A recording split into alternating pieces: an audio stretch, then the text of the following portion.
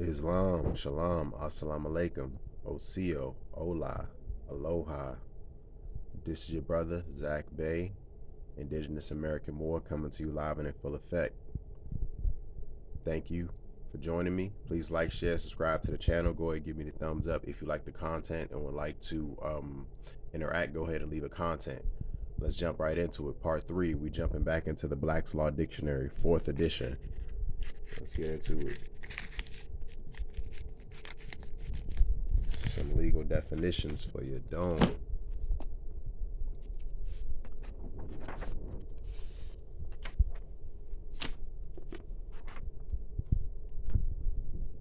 Please bear with me, bear with me.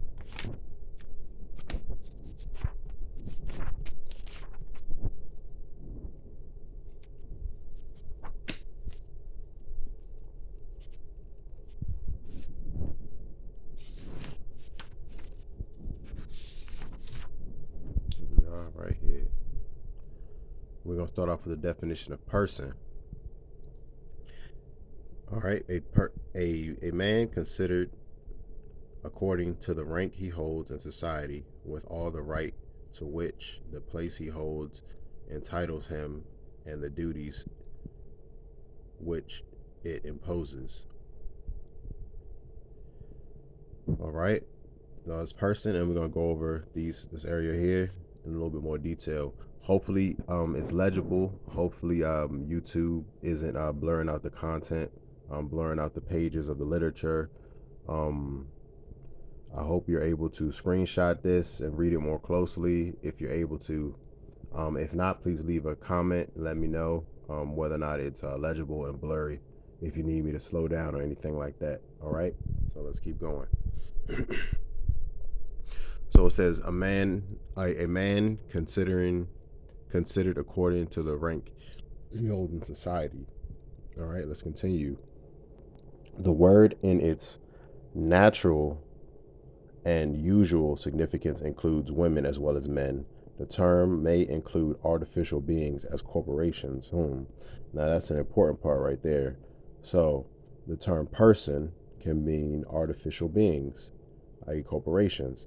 So that could be territorial corporations or foreign corporations under statuses forbidding the taking of property without due process of law, given to all persons the equal protection of law.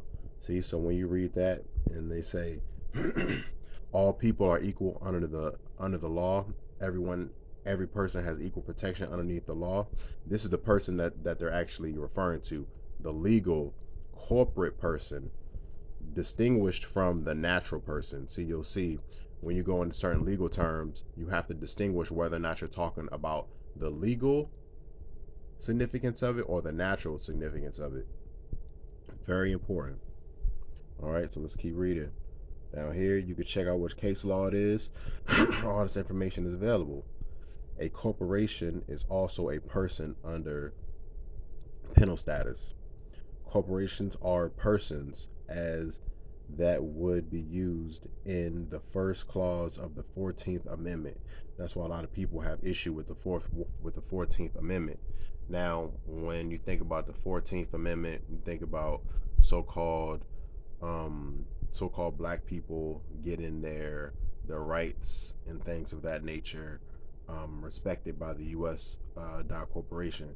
See, what this goes to show you, when it mentions it here, this person, it's distinguished from a natural person in the 14th Amendment. So any 14th Amendment citizen or anything of that nature is distinguished from a natural person, and they're more in the status not of a foreign person but of a corporation. That 14th Amendment corporate status makes you a corporation, which ties it all back to the social security number in the certificate, in your birth certificate. That's that all capitals letters where it first appeared on your birth certificate. All right, I hope that's sinking in, fam. Let's continue right along. Perpetual. What does perpetual mean? Never ceasing, continuous, enduring, lasting, unlimited, in respect to time, continual without intermission or intervals. All right, I believe we already went over these, but let's continue further.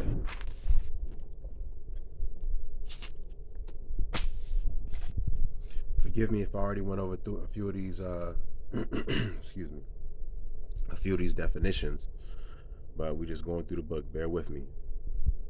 Navigate. Let's go through that one. A journey by water, to go in a vessel, excuse me, to sail or manage a vessel, to use the waters as a highway for commerce or communication. You have to remember that. So when we're on these highways, see, it says waters as highways. We have to remember that the interstates and the highways are free to travel upon. You're not driving, you're not operating in commerce, which driving would consist of operating in commerce. You're traveling. So you have the free right and reign to travel upon the highways and byways, um, in the pursuit of your daily affairs, as long as you're not intervening with or operating in commerce. You should be able to travel and to navigate through the highways, because we also have to remember, traffic court is not a real court. It's not mentioned in the Constitution whatsoever. So whenever they're dealing with you in so-called traffic court, they're using admiralty law, and admiralty pertains to the laws of the sea. That's exactly what admiralty court is, admiralty law. It pertains to the laws of the sea, the laws of the water. So that's exactly where this comes into play.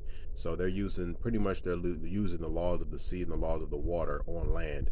Your so-called automobile, car, vehicle, motor vehicle, all these, most of those terms are used in commerce, and it's pertaining to a vessel. The vessel would be like your ship. So that's how they and pull you over, write you citations, tickets, or whatever for so-called traffic infractions, so-called moving violations, things of that nature. All right, so let's keep moving. Navigation, the act or the science or the business of traveling, of traversing the sea or waters in ships or vessels. See, that's also where we're going. We navigate, and we're using navigation when we're operating in our normal daily capacities, using our automobiles to move to and fro, our natural conveyances, bicycle, any kind of mode of transportation, horse and buggy, scooter, whatever that may be. All right, you have to remember that these are rights we have, not privileges. See, but if you're identifying with that corporate person, you can only have privileges, and privileges can be granted or they can be taken away. All right, naturalization. You have to think about this term, naturalization. When so-called foreigners come into the country, or aliens, or whatever you might want to call them, they have to go through a process called naturalization, which makes them natural to the land, which makes them a so-called native of the land. And that's where that term comes in, a native of the land, pretty much somebody who lives there, not necessarily a aboriginal or indigenous person. So we think of like Native American, that does not necessarily, the legal definition does not mean a like aboriginal or indigenous person of the land. It just means a inhabitant, a person who was born there, which means like anybody can be a native of anywhere. But to go back to it, they have to go through a naturalization process, which means the act of adopting a foreigner and clothing him with the privileges a native of a native citizen. So pretty much the privileges of a native citizen, as I was telling you, it makes them a native. And they have to go through a naturalization process. Something that a lot of people don't realize is when people join in the military, or mostly the military service branches, there's a huge stack of paperwork you have to sign before you're actually adopted and before you actually take your oath upon the Constitution. Most people going to the military aren't necessarily studying law, so they don't realize that the process that they're going to into being inducted into the military is a naturalization process. That's why military members are treated quite a bit different than the so-called average normal citizen. They actually go through a naturalization process, and they become a actual a part of the said corporation, U.S. government, and they become like a citizen protected underneath them, um, and they get that status and protection.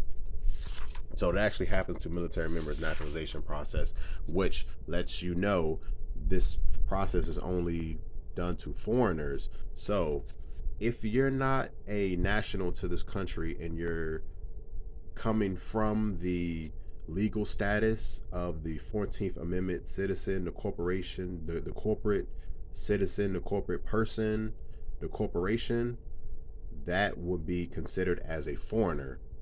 If you're coming out of that status into the naturalization process to become a native citizen, that is leaving that foreign status of the 14th Amendment corporate citizen to become a native citizen. That's what that process entails. Because I know a lot of Moors, a lot of just normal average Joes do not know this information and often cannot piece it together and see where it's actually relevant, and they see it like every day in their lives. So, all right, let's just continue. Natural resources.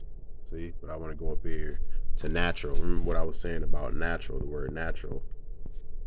There's a whole lot of things underneath natural. All right, let's go to it. The juristic meaning of this term does not differ from the vernacular except in cases where it is used in opposition to the term legal. See, so it's in opposition. The term natural is used in opposition to the term legal. So legal, whatever, versus natural, whatever. We'll see more terms later. Don't forget, you can freeze frame, pause it, whatever you need to. And then it means proceeding from or determined by physical cause or conditions as distinguished from positive enactments of law or attributable to the nature of man rather than to the commands of law, or based upon moral rather than legal considerations or sanctions. Okay, as to natural, so when you think of natural or like the unnatural, which would be legal, you could think of like allegiance, natural allegiance, legal allegiance. Boundary, natural boundary, legal boundary. Channel, natural channel, legal channel. Child, natural child, legal child. Day, natural day, legal day. Death, natural death, legal death. Domicile, natural domicile, legal domicile. See, that's when it comes to when you're actually your place of, like, when they use like residence. What's your residence? What's your address? They actually mean domicile. Those the words residence and address actually put you inside their jurisdiction, but the word we should be using is domicile. Okay, so equity, legal equity, natural equity. Fruits, legal fruits, natural fruits. Guardian, natural guardian, legal guardian. You see, I'm sure we've heard that one. Natural guardian, legal guardian. Heir, natural heir, legal heir. Infancy, natural infancy, legal infancy. See, a natural infancy is a baby. Legal infancy is like feebleness of the mind. A minority, actually, a minority.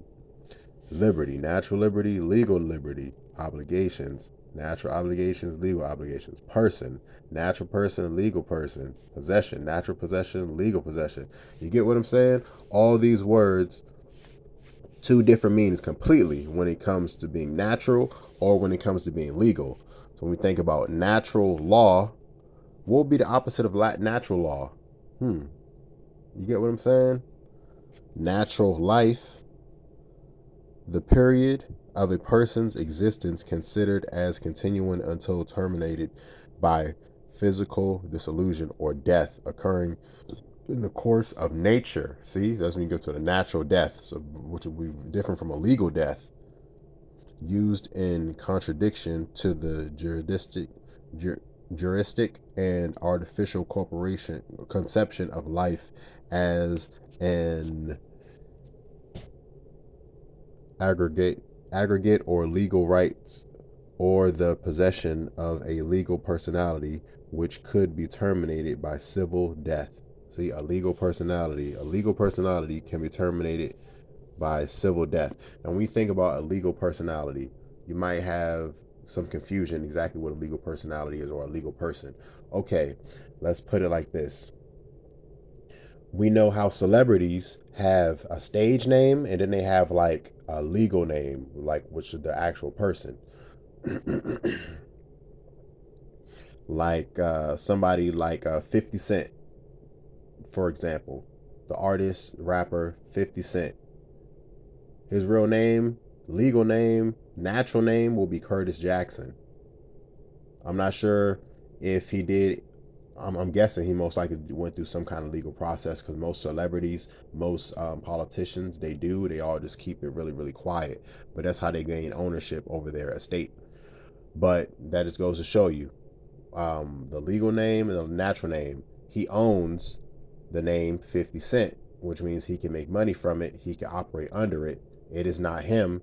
People would consider him as that name, but that name is different from the natural flesh and blood being person, Curtis Jackson. You know what I'm saying? Hopefully that example made sense. All right, here's another one: natural resources. Once again, we can pause and go through these definitions on your own. I don't want to make the video too long, so I'm actually be cutting it short after this page. Thanks once again for joining me. I want to go to national currency. All right, national currency. Notes issued by national banks and by the United States government. National debt. The money owing by the government to some of the public. The interest is which is paid out of the taxes raised by the whole of the public. We really have to get into this, the national debt, a lot more, because a lot of people have no idea what it is, and they might believe that we're paying it through taxes being levied against us in your natural everyday life, like the taxes you pay from the beginning of the Gregorian calendar year, taxes you might be paying at stores, things like that. It's not being used for exactly what they're saying it is used for. All right, but national domain, national domicile. Back to that word, national domicile. A national government. Hip to that. Nationality. This is extremely important. Now we all know the prophet Noble Drew Ali, peace be unto him, said nationality is the order of the day. What exactly is nationality? The quality or character which arises from the fact of a person belonging to a nation or a state. Nationality determines the political status of the individual, especially with reference to allegiance, while domicile determines his civil status. Nationality arises either by birth or by naturalization, according to sovereignty. Nationality is also used as opposed to territoriality for the purpose of distinguishing the case of a nation having no national territory. An example of that would be the so-called Jews or the Jewish, recognized as a nation of people, but yet they don't have a national territory. They don't have like, I guess, like a nation state that would be considered as, belonging to them. We would say Israel, but by law we know that that is not true, and it's pretty much telling you here. But that's a whole nother conversation. We'll have to go into that another day. If you're interested, leave a comment about that. All right, the video is almost going to be about 20 minutes, so I'm going to try to leave it off there. So about another minute, I'm going to cut it out for you fellas. Family, tribe, thanks once again. All right. Let's see, got a few things. A native, I want to go through native. A native, a natural born subject or citizen, a denizen by birth, one who owes his domicile or citizenship to the fact of his birth within the country referred to. The term may also include one born abroad if his parents were then citizens of the country and not permanently residing in foreign parts. See? Understand? So a native is pretty much letting you know a native is just somebody who's born somewhere. So when you think of that term Native Americans, know exactly what it means. Thank you for joining me once again. It's your brother Tarik Bey. Peace and love to all the Moors and Muslims all over the globe. Thank you for rocking with me. Like, share, subscribe. Peace. Islam.